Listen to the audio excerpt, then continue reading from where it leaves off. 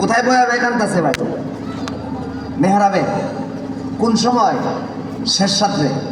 এক জায়গায় আছে ইন্নাদা রাব্বাহু নিদাআন খাফিয়া, নীরবে নীরবে আল্লাহ ডাকতেছে। আল্লাহ ডাকতে বলে ফানাদাতুল মালাইকা, ফেরেশতা দিয়া ডাক দিছে, ইয়া যাকারিয়া ইন্না নুবাশশিরুকা বিগুলামিন ইসমুহু ইয়াহইয়া লাম নাজআল লাহু মিন ক্বাবলু সামিয়া। আল্লাহ ডাকতে বলেন, ইয়া যাকারিয়া, হে যাকারিয়া, ইন্না নুবাশশিরুকা, তোমারে সুসংবাদ দিতেছি, শুনো। ইন্না নুবাশশিরুকা বিগুলামিন ইসমুহু ইয়াহইয়া, তোমারে আমি আল্লাহ একটা ছেলে বাচ্চা দেব। ছেলে বাচ্চাটার নাম আমি রেখে দিলাম, তার নাম হবে ইয়াহইয়া। এরপর আল্লাহ কয় কি, আলাম নাজআল লাহু মিন ক্বাবলু সামিয়া, যাকারিয়া তোমার কান্নার কারণে এমন একটা সন্তান তোমার দিলাম, সন্তান নবী হবে। ইতিপূর্বে কোন সন্তানের নাম রেখে আমি দুনিয়াতে পাঠাই নাই। সুবহানাল্লাহ। তোমার ছেলের নাম রেখে দিছে। 102 বছর বয়সে বাচ্চার জন্য কাঁদছি কিনা বলেন? সবাই বলেন। 2 নাম্বার 3 আরেকজন নবী আছে, এটা বললে সামনে যাব, মূল কথাটা এখন মজমা হয়েছে আলহামদুলিল্লাহ। 3 নাম্বার নবী দেখেন তো চিনেন কিনা? বয়স হলো 108। বয়স কত? 108 পর্যন্ত বাচ্চা হয়েছে না। আল্লাহ তার লকব দিছে খলিলুল্লাহ। এখন বলেন নাম কি? ইব্রাহিম আলাইহিস সালাতু সালাম। কান্দে আল্লাহর কাছে, কেমনে কান্দে দেখেন। وقال إني ذاهب إلى ربي سيهدين رب هب لي من الصالحين। আল্লাহ বলেন فبشرناه بغلام حليم। আল্লাহর কাছে কান্দে, আল্লাহর কাছে বলে, আল্লাহর কাছে বলেন রব্বি হাবলি মিনাস সলিহিন, আল্লাহ আপনি আমার একটা সলিহিন নেককার ছেলে সন্তান দান করেন। উনি ছেলে চায়। সলিহিন এটা মুজাক্কার সিগা, যারা মাদ্রাসায় পড়ে জমা মুজাক্কার ইসমে ফাইল। সলিহুনার থেকে মিন আসার কারণে সলিহিন হয়েছে, আলামত আমিলা জার আসার কারণে। মিনাস সলিহিন নেককার ছেলে বাচ্চা, আর যদি মেয়ে বাচ্চা হতো মিনাস সলিহাত হতো। উনিও ছেলে বাচ্চা দেন, নেককার ছেলে বাচ্চা দেন। বয়স কত উনার? 108 বছর বয়সে আল্লাহর কাছে কান্নাকাটি করছে। এতদিন কান্নাকাটি করতে করতে আল্লাহ তাআলা সুসংবাদ দিয়েছেন, ফাবাশশারনাহু বিগুলামিন হালিম। ওগো ইব্রাহিম, যাও, তোমারে আমি সুসংবাদ দিলাম, তোমার একটা ছেলে বাচ্চা হবে, তার নাম হবে ইসমাইল। তার সহনশীল এবং ধৈর্যশীল হবে অনেক বেশি। বিগুলামিন হালিম, সহনশীল ধৈর্যশীল একটা ছেলে বাচ্চা তোমাকে দেব, যার নাম আল্লাহ তাআলা রেখে দিলেন ইসমাইল। কত বছর বয়সে পাইছেন ভাই? 108 বছর বয়সে পাইছেন। 98 মরিয়ম, ইমরান নবী, মরিয়ম আলাইহিস সালাতু সালাম। 102 জাকারিয়া নবী, পাইছেন ছেলে ইয়াহইয়া, তিনি হয়েছেন নবী, বড় নবী হয়েছেন। 3 নাম্বার ইব্রাহিম খলিলুল্লাহ, 108 বছর বয়স পর্যন্ত কাঁদছেন, পাইছেন ইসমাইল আলাইহিস সালাতু সালামকে। দেরিতে পাইছেন, বাকি পাওয়ার পরে সন্তানগুলি একজন মরিয়ম, যার নামে ইতিহাস রচিত হয়েছে। 2 নাম্বার যার কান্নাকাটি করে পাইছেন, নাম রাখছেন ইয়াহইয়া, যিনি হয়েছেন নবী। 3 নাম্বার ইব্রাহিম খলিলুল্লাহ, কাঁদতে কাঁদতে 108 বছর বয়সে আল্লাহ দিয়েছেন, নাম রেখেছেন ইসমাইল, যিনি হয়েছেন নবী। এবং পৃথিবীর ইতিহাসে কুরবানির ইতিহাস যখন আপনি পড়বেন, ইসমাইলের নাম ছাড়া পড়তে পারবেন না। বোঝা গেল? দেরিতে সন্তান পাওয়া গেল, আল্লাহ শানদার একটা বাচ্চা দেয়। আচ্ছা বলেন তো, এক কথায় 3 নবী বাচ্চা কার কাছে চাইছেন? সবাই বলেন না, আব্বার কাছে, বাপের দ্বারা, মাজার, ফির সাহেবের দ্বারা। আমার কথা যে কিছু মানুষ 2 বছর 3 বছর কান্নাকাটি করে আর পারে না জাগা মাজার। যায় কি যায় না ভাই? 98 বছরের ইতিহাস আল্লাহ আমরা সামনে রাখছেন। 102 বছর ইতিহাস আল্লাহ আমাদের সামনে রেখেছেন। 108 বছর ইতিহাস আল্লাহ আমাদের সামনে রেখেছেন। কোরআনের মাধ্যমে আল্লাহ বর্ণনা করেছেন কেন দুনিয়ার মানুষ যেন আখির নবীর উম্মত যেন কারো কাছে বাচ্চা না চায়, কারো কাছে সন্তান না চায়, কোথাও মান্নত না করে, কোথাও না বলে বাচ্চা হলে মাজার গরু দিমু, এই সমস্ত শব্দ যেন না বলে, মাজারের মধ্যে না যায়, বাবার কাছে না যায়, কোথাও কোথাও না যায়। একমাত্র সন্তান দেওয়ার মালিক একমাত্র কে? আরো যে চিৎকার দিয়ে বলেন কে? সন্তান আল্লাহর কাছে যেতে হবে। সন্তান দেওয়ার মালিক একমাত্র আল্লাহ। পৃথিবীর কেউ সন্তান দিতে পারে না। কোন মাজারে গেলে সন্তান পাওয়া যাবে না। যদি কে হয় মাজারে যায়, যদি কে হয় বাবার কাছে যায়, পীর সাহেবের কাছে যায় সন্তান পাইতো। মহিষার গ্রামে খুঁজলে হয়তো পাইতে পারেন, হয়তো বলছি হয়তো পাইতে পারেন। নিঃসন্তান আছে না নাই ভাই? মহিষার গ্রামের মধ্যে থাকতে পারে নিঃসন্তান আছে না? এমন কই বিবাহ করছে অনেকদিন হয়ে গেছে, বাচ্চা হয় না। মহিষার না থাকলেও আশেপাশে গ্রামে আছে কি আছে না? আছে। যদি পৃথিবীর কোন বাবাই যদি সন্তান দিতে পারতো, পৃথিবীর কোন মাজারে মান্নত করে কেন যদি সন্তান হয়তো, পৃথিবীর কোন ব্যক্তি নিঃসন্তান থাকতো না। নিঃসন্তান আছে মানেই আল্লাহ বুঝিয়ে দিয়েছেন বাচ্চা দেওয়ার মালিক একমাত্র আমি আল্লাহ। পৃথিবীর কেউ সন্তান দিতে পারে না। নিঃসন্তান থাকারই প্রমাণ করে। আমার ভাইয়েরা, এবার মূল কথাটা করি। প্রথম কথা বলছিলাম, যারা পরে আসছেন, সন্তান হওয়া এটা বড় নিয়ামত। যে নিয়ামতের জন্য নবীরা 98 বছর, 102 বছর, 108 বছর পর্যন্ত কান্নাকাটি করছে সন্তানের বাবা হওয়ার জন্য। নবীরাও সন্তান চাইছে। আমরা সন্তান আলহামদুলিল্লাহ, আল্লাহ তাআলা যারা বিবাহ শাদী করছেন, সন্তানের মালিক যারা হইছেন, এটা বহুত বড় নিয়ামত পাইছেন। বলেন কি পাইছেন? বলেন নিয়ামত পাইছেন। এই নিয়ামত কত দামি? যার 10 বছর বাচ্চা হয় না, এটা কত দামি? 90% বিবাহিত পুরুষ মহিলা মা বাবা তো আলহামদুলিল্লাহ 1-1.5-2 বছরের মাথাতে আল্লাহ সন্তান দিয়ে লাইছে। মতো 90% বেশিরভাগ তো এরকম। এখন মূল কথাটা শুনেন।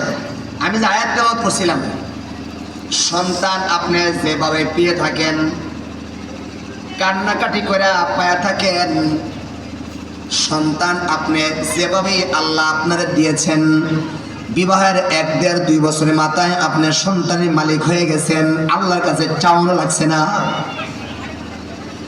ডাক্তার দেখানো লাগছে না, কোথাও যাওয়া লাগে নাই, হুজুরদের কাছে দোয়া চাওয়া লাগে নাই, মা বাবা দোয়া চাওয়া লাগে নাই। বিবাহের 1-2 মাস পরে আল্লাহ তাআলা আপনাকে সন্তান পাওয়ার ব্যবস্থা করে দিয়েছেন।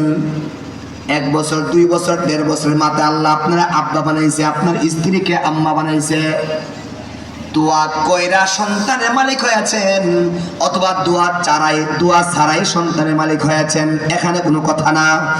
আল্লাহ আমার তেলাওয়াত কিন্তু আয়াতে শিখায় দিয়েছেন, সন্তান তুমি যেভাবে পেয়ে থাকো, সন্তানের বাবা যখন হয়েছ, মা যখন হয়েছ, তেলাওয়াত কিন্তু আয়াতটা বারবার পড়ে পড়ে আল্লাহর কাছে দোয়া করো। আল্লাহ শিখাইছেন, রব্বানা হাব লানা মিন আজওয়াজিনা ওয়া যুররিয়াতিনা কুররাতা আ'য়ুনিন ওয়াজআলনা লিল মুত্তাকিনা ইমামা। আল্লাহ আমাদের দোয়া শিখাইছেন, এ সন্তানের বাবা, সন্তানের মা, দোয়া কর, দোয়া কর। দোয়া ছাড়া বাচ্চা পাইছস, দোয়া ছাড়া ছেলে পাইছিস, এখন ছেলে হয়েছে, মেয়ে হয়েছে, দোয়া করো।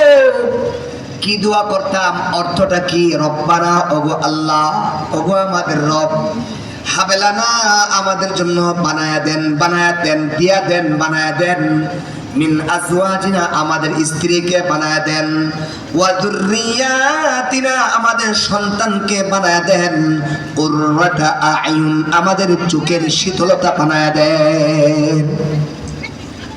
আল্লাহ আমাদের সন্তানগুলিকে আমাদের চোখের শীতলতা বানায়া দেন।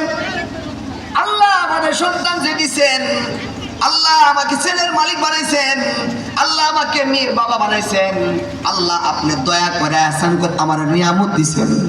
এই নিয়ামতটাকে আল্লাহ আমার জন্য মঙ্গল বানায় দেন, এই নিয়ামতটা আমার জন্য চোখের পানির কারণ যেন না হয়, এই সন্তান যেন আমার অবাধ্য না হয়ে যায়, এই সন্তান যেন বড় হয়ে আমার সাথে নাফরমানি না করে, এই সন্তান যেন বড় হয়ে বখাটে না হয়ে যায়, সন্তান যেন বড় হয়ে মাদকাসক্ত না হয়ে যায়, সন্তান যেন বড় হয়ে এমন কাজ না করে যে কাজের কারণে আমার চেহারা নিচু হয়ে যায়, আমার মাথা নিচু হয়ে যায়, মানুষের সামনে আমার বিচার দেওয়া লাগবে, এমন সন্তান বানায় না।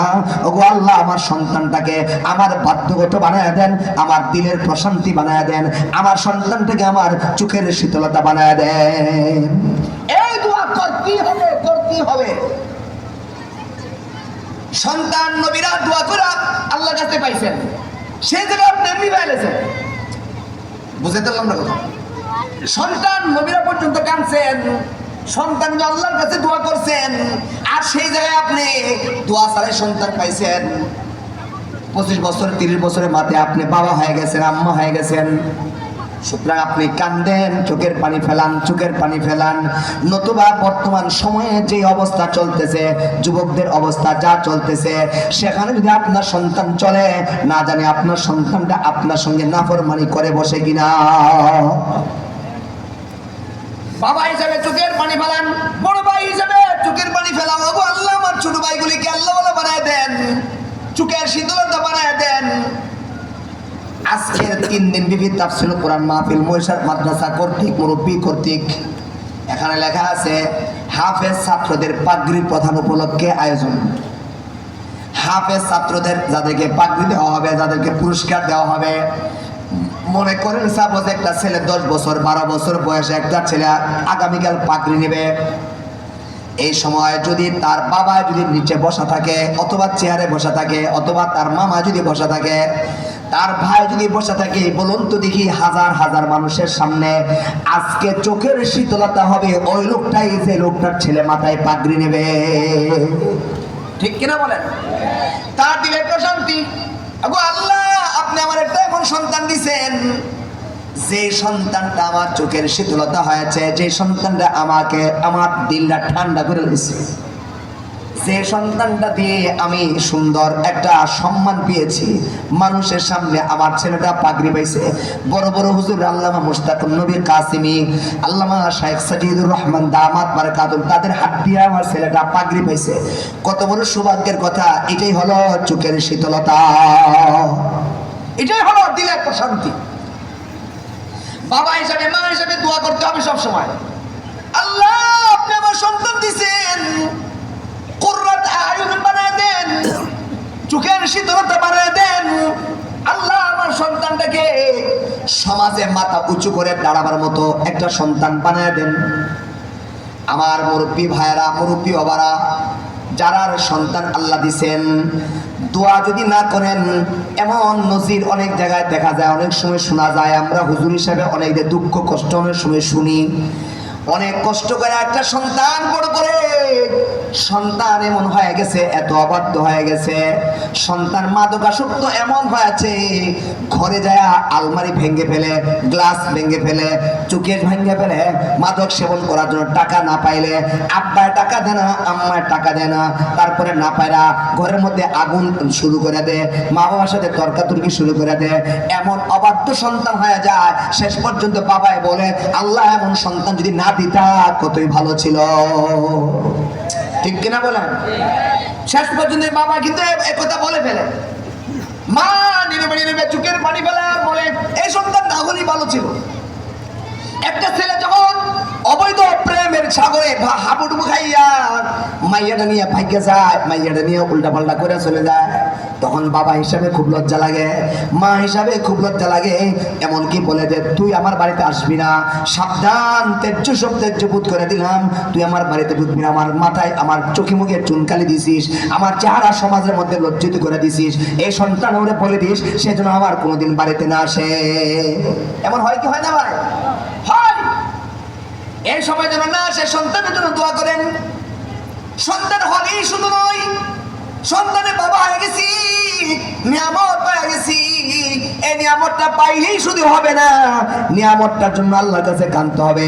আমার সাথে পড়েন, রব্বানা হাব লানা মিন আজওয়াজিনা ওয়া যুররিয়াতিনা কুররাতা আ'য়ুন ওয়াজআলনা লিল মুত্তাকিনা ইমামা। ওগো আল্লাহ, আপনি দয়া করে আমার পাওয়া সন্তানটাকে, আল্লাহ আপনি দিয়েছেন সন্তানটাকে আল্লাহওয়ালা বানায় দেন। যুবক ভাইদেরকে বলি, যুবক ভাই, আমার কলেজের যুবক ভাইরা, মহিষের যুবক ভাইরা, শুধু বাবা দোয়া করলেই হবে না, মা দোয়া করে আল্লাহ আমার সন্তানের বড় বানায় দেন, সন্তানের বড় বানায় দেন। কিন্তু আমি বড় হওয়ার নিয়ত করছি না, আমারও চেষ্টা লাগবে, আমারও এমন ভাবে নিজের জীবনটাকে গঠন করতে হবে যাতে করে আমি আমার আব্বা আম্মার চোখের শীতলতা সন্তান হতে পারি। আমারও তো চেষ্টা করা লাগবে।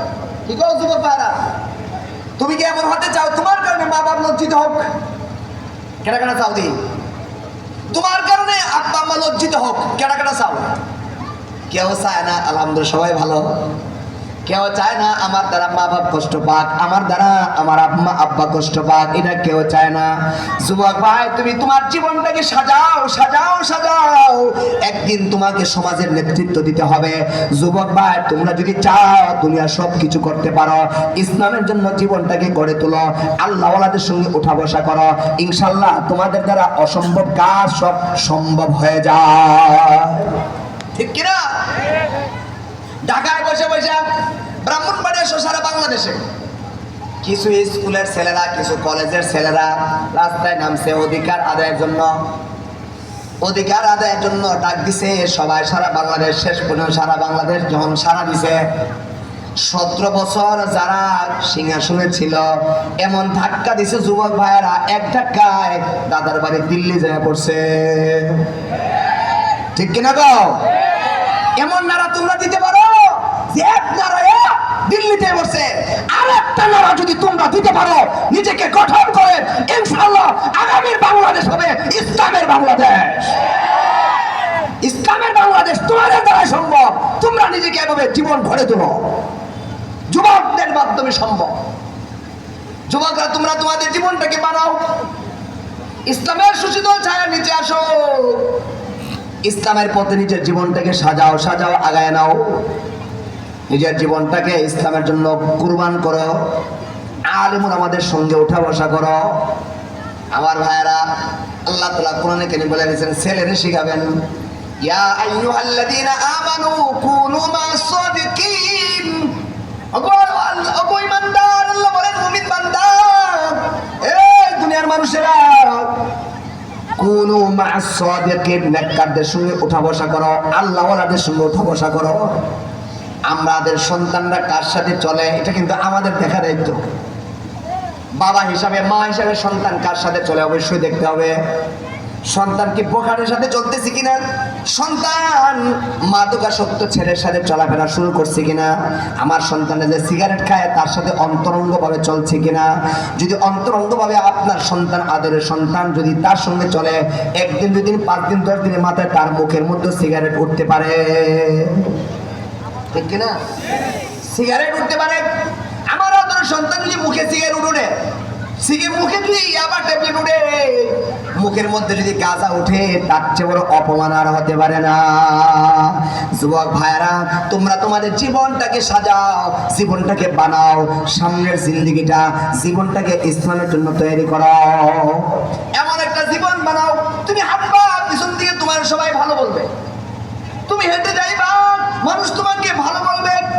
তুমি হাঁটবা, পিছন দিকে মহিষার গ্রামের মুরব্বীরা বলবে, এই ছেলেটা অনেক ভালো, এই ছেলেটা অনেক মেধাবী, এই ছেলেটা আমাদের গ্রামের একটা গর্বের ছেলে।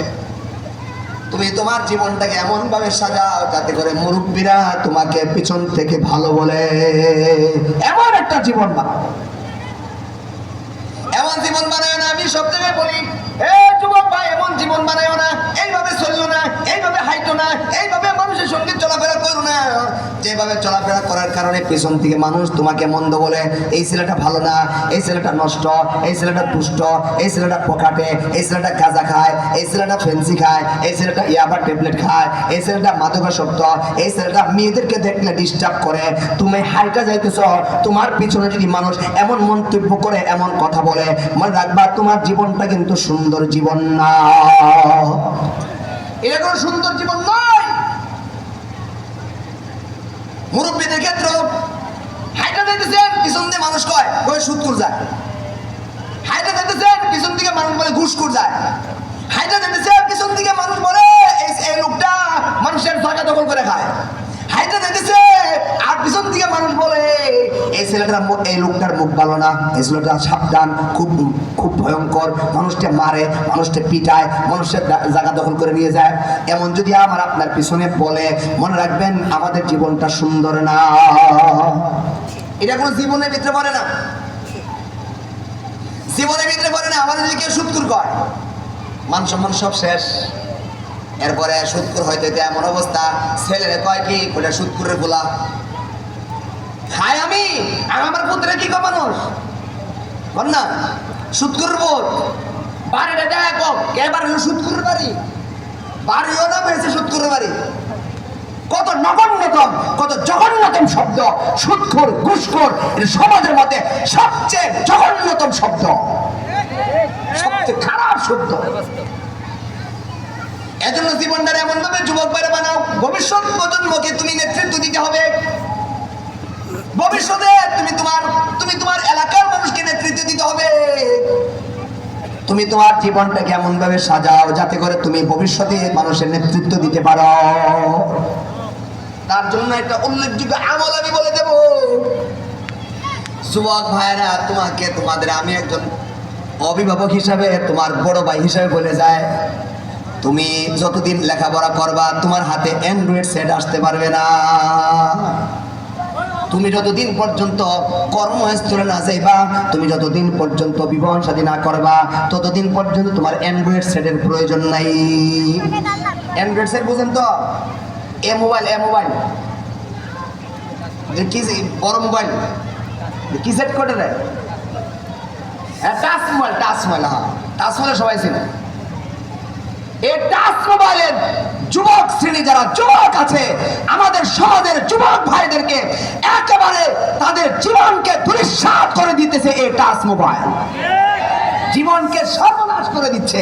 যেই বাবাই সন্তানের হাতে, এই 16, 17, 20 বছরের যুবকের হাতে এই মোবাইল দিছে, এই বাবা তার সন্তানের গলায় ছুরি চালাইছ, সন্তানের গলায় ছুরি চালাইছ, ছুরি জবাই করে দিলে যে অবস্থা, সন্তানের হাতে এই মোবাইল দেওয়ার কি অবস্থা। আদর করে মোবাইল দিছে, মোবাইল এই মোবাইল দিতে পারেন না, এই মোবাইল এটা দিবেন, শুরুতে দিবেন, এই মোবাইল দিবেন বাচ্চারা যদি বেশি প্রয়োজন হয়। বেশি প্রয়োজন হলে আপনি দেখেন এই বাংলাদেশের যারা ভালো ভালো স্টুডেন্ট, ভালো ভালো লেখাপড়ার কারণে ওরা হিসাব নিয়ে দেখেন তারা অ্যান্ড্রয়েড সেট চালায় না, এই মোবাইল চালায় না, বড় টাচ মোবাইল চালায় না। কি দরকার টাচ মোবাইল? আগেকার মানুষকে টাচ মোবাইল ছাড়া বড় হয়েছে না? আমাদের 60-70 বছরের মুরব্বী যারা আছে এরা মোবাইল চালাইছে ছোটকালে, দুনিয়া চলছে না। যুবক ভাই, আল্লাহর হস্তে এই মোবাইল নৈতিকতা শেষ করে দে, এই মোবাইল আখলাক শেষ করে দে। এই মোবাইল তোমার মূল্যবান সময় খায়া দে। এই মোবাইল তোমাকে বড় হতে বাধা প্রদান করে। এই মোবাইলের কারণে তুমি বড় হতে পারবে না। এই মোবাইলের কারণে তোমার সময় নষ্ট হবে। এই মোবাইলের কারণে তোমার আখলাক নষ্ট হবে। এই মোবাইলের কারণে তোমার প্রেম প্রীতির বাজার গরম হতে পারে। এই মোবাইলের কারণে মেয়েদের সঙ্গে তোমার কথা বলার সুযোগ হতে পারে। এই মোবাইলের কারণে মাতা পিতার অবাধ্য হওয়া লাগতে পারে। এই মোবাইলের কারণে ঘরের মধ্যে অশান্তি সৃষ্টি হতে পারে। সবগুলি জম হলো এই মোবাইল। এই মোবাইলে জাতি খেয়াল আছে, দেশ খেয়াল আছে। এই মোবাইল যুবকদের আখলাক নষ্ট করে দিছে, সব শেষ করে দিছে। আর দিচ্ছে কারা? আপন বাবাই দিতেছে। যেই বাবা সন্তানকে গড়ে তোলার চেষ্টা করে, সেই বাবা ছেলের হাতে মোবাইল দিয়ে দিচ্ছে। নেপুতি মানে দিকে মোবাইল নিয়ে যুবক ভাই, যুবক ভাই, তুমি আমার ছোট ভাই, আমার ছোট ভাইকে আমি যেভাবে বলতাম আমি তোমাকেও বলি, তুমি মোবাইল ফেরাও হাত থেকে, আর নয় তোমার নৈতিকতা থাকবে না, তোমার আখলাক টিকবে না, আখলাক নষ্ট হয়ে যাবে, নষ্ট হয়ে যাবে তোমার আখলাক। একটা জীবনের কত দাম জানো? বড় হুজুর রহমাতুল্লাহ আলাইহির জীবন তো একটাই ছিল, আল্লামা মুফতি নুরুল্লাহ রহমাতুল্লাহ আলাইহির জীবন তো একটাই ছিল, বাংলার সিংহপুরুষ আল্লামা মুফতি ফজলুল আমিন রহমাতুল্লাহ জীবন তো একটাই ছিল। তারা তাদের জীবনটা কিভাবে গঠন করে গেছেন যে আজও তাদের নাম শ্রদ্ধার সাথে স্মরণ করা হয়। বড় বীর আব্দুল কাদের জিলানী রহমাতুল্লাহ জীবন তো একটাই ছিল, বাইজিদ বুস্তামি, জুনায়েদ বাগদাদীর জীবন তো একটাই ছিল। এই জীবনটা তারা এইভাবে ইসলামের জন্য লাগায় গেছেন, মরে গেছেন, দুনিয়া থেকে বিদায় হয়ে গেছেন, অনেক দিন হয়ে গেছে, কিন্তু আজও পর্যন্ত তাদের নামটা জিন্দা আছে। তুমি তোমার জীবনটা এমন ভাবে বানাও, এমন ভাবে সাজাও, এমন ভাবে গড়ে তোলো, তোমার মরেও যেন অমর হয়ে থাকতে পারো। এলাকার মানুষজন বলে আমাদের এলাকায় ভালো একটা মানুষ চলে গেছে, চোখের পানি যেন ঝালায় তোমার, এমন যেন না হয় মরছে ভালো হয়েছে, এমন যেন না হয় মরছে ভালো হয়েছে, এই কথা যেন না বলতে পারে। আমার মৃত্যুর কারণে দোকানে দোকানে মোড়ে মোড়ে সব জায়গায় যেন মানুষ আফসোস করে, সব জায়গায় যেন মানুষ বলে একটা ভালো মানুষ চলে গেছে। জানাজার মাঠে যেন মানুষের ঢল নামে, জানাজার মাঠে যেন সবাই হাই হুতাশ করে, আমাদের এলাকার সবচেয়ে ভালো মানুষটা চলে গেছে। আমাদের এলাকায় একটা অনেক যুবক, ভালো একটা যুবক ছিল, এমন একটা যুবক চলে গেছে, এমন ভাবে যেন তোমাকে আমাকে প্রশংসায় ভাষায় এমন ভাবে একটা জীবন বানাও, তাহলে তোমার জীবনটা অনেক সুন্দর হবে, তোমার থেকে অনেক যুবক ভাইরা শিক্ষা অর্জন করবে। কবি নজরুল বলে গেছে, আমি অনেক জায়গায় বলি, যেদিন তুমি এসেছিলে ভবে, কেঁদেছিলে তুমি, হেসেছিল সবে, এমন জীবন করো হে গঠন, মরিলে হাসিবে তুমি, কাঁদিবে ভুবন। যেদিন তুমি পৃথিবীতে আসছিলা, হুয়া হুয়া করে তুমি চোখের পানি ফেলাইছিলা, যখন তুমি পৃথিবীতে আসছিলা কেঁদেছিলে তুমি, হেসেছিলে সবে, তোমার পায়ে সবাই মিষ্টি খাইছে, আনন্দ ফুর্তি করেছে। তুমি তোমার জীবনটাকে এমন ভাবে বানাও, এমন জীবন করো হে গঠন, মরিলে হাসিবে তুমি, কাঁদিবে ভুবন। তুমি যখন পৃথিবী থেকে চলে যাইবা, কবরে যায় জান্নাতি হয়া তুমি হাসবা, আর তোমাকে হারায় এলাকাবাসী চোখের পানি ফেলাবে। এমন একটা জীবন বানাবো তো ইনশাআল্লাহ। আল্লাহ আমাদের সন্তানগুলিকে, আমাদের যুবক স্ত্রীদেরকে, আমাদের যুবক ভাইদেরকে আমাদের চোখের শীতলতা আল্লাহ বানায় দেন, সকলে বলে আমিন। ওয়া আখিরু দাওয়ানা আলহামদুলিল্লাহি রাব্বিল আলামিন। আসসালামু আলাইকুম ওয়া রাহমাতুল্লাহি ওয়া বারাকাতুহু।